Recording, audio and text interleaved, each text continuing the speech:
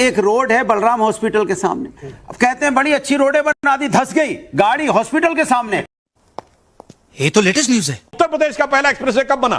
2001 में DND, Delhi Noida direct. उत्तर भारत का पहले बना, उसमें भी अखिलेश जी को ले आया।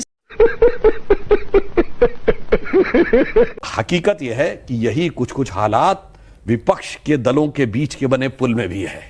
वो बनने से पहले ढहा जा रहा है और जब पुल ढह गया तो मांझी भी छोड़ के चला जा रहा है। हेलो दोस्तों, आप सबका स्वागत है हमारे चैनल धाकड़ डिबेट शो में। दोस्तों, आज के वीडियो में हम देखने वाले हैं एसपी प्रवक्ता अनुराग भदौरिया ने एक्सप्रेसवे को लेकर बीजेपी प्रवक्ता सुधांशु त्रिवेदी को उधेड़ना चाहा, लेकिन सुधांशु त्रिवेदी ने ही हरा तोता को उड़ाकर रख दिया। दोस्तों, अगर आप वीडियो पर नए हैं तो वीडियो को लाइक करें और हमारे चैनल धाकड़ डिबेट शो को सब्सक्राइब कर हमें सपोर्ट करें।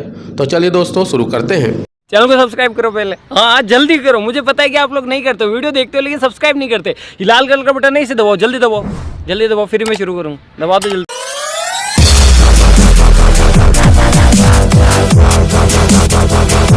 अब आपकी सरकार थी, जो रोड आपने बनाया था 24/7 व्हील्स, जिसको आपका एक स्लोगन होता था, वो रोड फिर से फंस गए हल्की सी बारिश में। मैं उसका भी फुट और वीडियो दिखाता हूं। ये सब दोगलापन है। दिखा देता हूं। एक रोड है बलराम हॉस्पिटल के सामने, अब कहते हैं बड़ी अच्छी रोड है, बना दी, धंस गई गाड़ी हॉस्पिटल के सामने। और आपने जब बुंदेलखंड एक्सप्रेस बनाया तो खरोचने से उठ रहा था। तो सवाल ये उठता है कि आप ये सब बातें बोल के, कि आप बातें तो बोल सकते हैं लेकिन सिर्फ समाजवादी पार्टी ऐसी थी जिसने एक कॉन्सेप्ट लाया था एक्सप्रेसवे का, और 4 लाइन से पूरे डिस्ट्रिक्ट को अगर जोड़ा था उत्तर प्रदेश के अंदर में, तो समाजवादी ने जोड़ा था। आप झूठ ना बोल, कुछ भी बोलिए एक बात। सुधांशु जी, जो काम किया वो नितिन गडकरी ने, जो नहीं हुआ वो मोदी ने नहीं किया। वाह दीदी, वाह दीदी, नहीं दीदी, वाह दीदी। देखिए, पहली बात तो हम कहना चाहेंगे, जोशो जुनून में बोल गए भदौरिया जी कि सबसे पहले समाजवादी पार्टी ने हाईवे का कॉन्सेप्ट लाए। नेशनल हाईवे डेवलपमेंट प्रोजेक्ट दिसंबर 1999 में स्वर्गीय अटल बिहारी वाजपेयी जी की सरकार के समय में आ गया। National highway development project NHAI बना। अरे वही एक्सप्रेसवे था भाई, नॉर्थ साउथ। इतनी खुशी मुझे ईस्ट वेस्ट कॉरिडोर एक्सप्रेसवे। तो अब और सुनिए, भारत का पहला एक्सप्रेसवे, कमाल नहीं सुनिए, मई 2000 बॉम्बे पूना नेशनल एक्सप्रेसवे। उत्तर प्रदेश ही कर रहे हैं, आप बॉम्बे भाग गए। तो हमने उत्तर प्रदेश बोला, आप गलत बोलोगे तो मैं टोकूंगा ना। आपने कहा ना हाईवे का तो दीजिए। अरे पूरी बात सुनिए ना, उत्तर प्रदेश का भी जवाब देता हूँ। रुको जरा, सबर करो, बोला धक्का मुक्की नहीं करने का, आराम से लेने का। हाँ, सुनिए, देश का पहला एक्सप्रेसवे बना Bombay Poona national express highway मई 2000 में, और उस समय नितिन गडकरी जी महाराष्ट्र में और राजनाथ सिंह जी सेंटर में सरफेस ट्रांसपोर्ट मिनिस्टर, मैं खुद गया था उसमें। अब सुनिए, उत्तर प्रदेश का पहला एक्सप्रेसवे कब बना? अभी मजा आएगा ना भिड़ो। 2001 में डीएनडी, दिल्ली नोएडा डायरेक्ट। उत्तर भारत का पहले बना, उसमें भी अखिलेश जी को ले आया। इसलिए मैं कहता हूं थोड़ा सा फैक्ट के साथ बोलना चाहिए। अब मैं एक और बात कहना चाहता हूं, जो इन्होंने बात कहने का प्रयास किया कि साहब बहुत सी ये उस समय तक चलेगा। अरे भूल गए भाई, पटना में बैठक किए थे और बिहार में तो पुल 2 बार बनने से पहले ढह गया। हाँ, बिल्कुल सही पकड़े हैं, सही कहा, गजबा है भाई। और ये अपने टर्न पे। तो हकीकत यह है कि यही कुछ कुछ हालात विपक्ष के दलों के बीच के बने पुल में भी है। वो बनने से पहले ढहा जा रहा है और जब पुल ढह गया तो मांझी भी छोड़ के चला जा रहा है।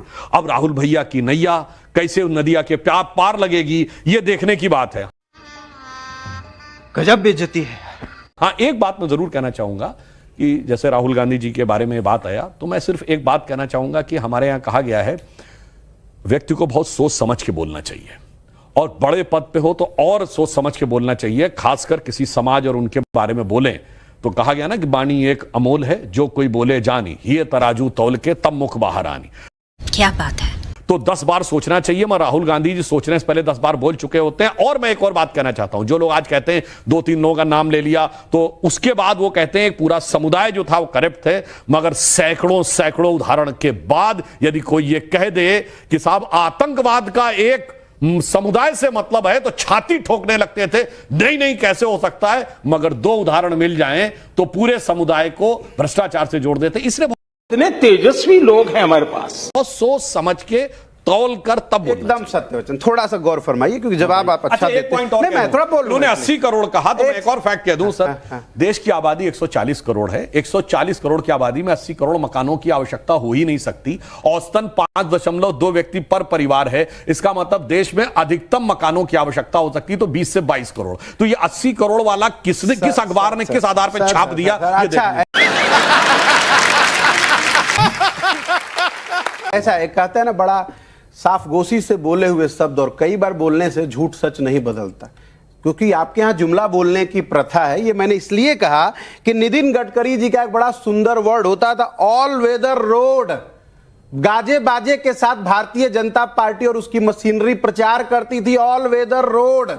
इस प्रकार की बचकाना बातें किसी के गले नहीं उतरती, लोग मजाक उड़ाते हैं कि 24 घंटे और हमेशा चलेगा। उसी रोड का मैंने आपको उदाहरण दिया, चंडीगढ़ से शिमला नेशनल हाईवे जो जा रहा है, जिसको अभी 3 साल पहले आपने उद्घाटन किया, बाढ़ आया और बह गया, बहुत बुरी हालत है। भैया जरा ये भी दिखाना यार, थोड़ा गौर फरमाइए प्लीज, टेक्नोलॉजी का दौर है, दिखाइए।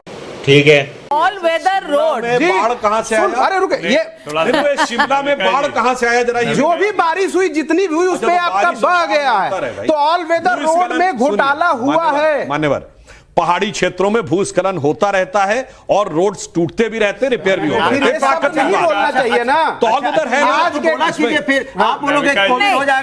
भाई मारो मुझे, मारो मुझे, मारो नहीं, ये मजाक हो रहा है। एक सेकंड यार, मजाक। आप वही बात कर रहे हैं, आप वही बात कर रहे हैं जो आज गुजरात हाईकोर्ट ने कही। मैं 1 मिनट बताना चाहती हूं।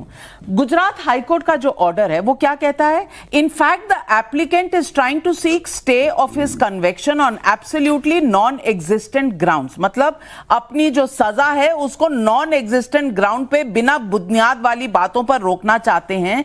ये कानून में वेल सेटल्ड प्रिंसिपल है कि कन्विक्शन यानी कि सजा का स्टे रूल नहीं होता, ये सिर्फ एक्सेप्शन होता है। आपने एक्सेप्शन को रूल बनाने की क्या कसम खाई हुई है? हर चीज देखिए, जब सवाल पैदा हुआ, हर्षवर्धन, जब सवाल पैदा हुआ उसी माननीय उच्च न्यायालय के आदेश के ऊपर, तो संविधान की शपथ लिए हुए व्यक्ति ने कहा कि हम उस पर टिप्पणी नहीं कर सकते, क्योंकि उन्होंने राजनीतिक और जो और भी सामाजिक टिप्पणियां करनी थी वो करी। तो जो उन लाइनों की परिधि है ना, अगर आप ये जिम्मेदारी लेती हैं कि इसके आगे बताने वाले शब्द के लिए आप और आपका संस्थान जिम्मेदार है, तब तो मैं हेल्दी सब्जेक्ट पर चर्चा कर सकता हूं। और अगर आप जिम्मेदारी नहीं लेती हैं तो लाइन को मत पढ़िए, क्योंकि लाइन है और सबके साथ जुड़े हुए इसके वैलिड पॉइंट।